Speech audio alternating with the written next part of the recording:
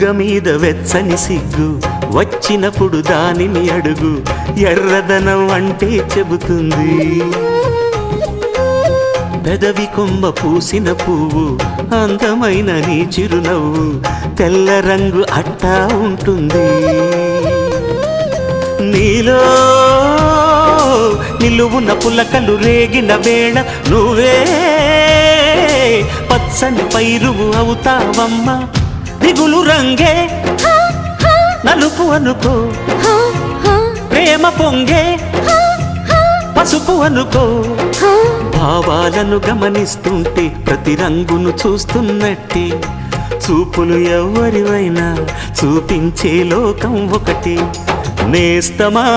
ఇద్దరి లోకం ఒకటే లేవమ్మా అందుకే నా కన్నులతో లోకం చూడమ్మా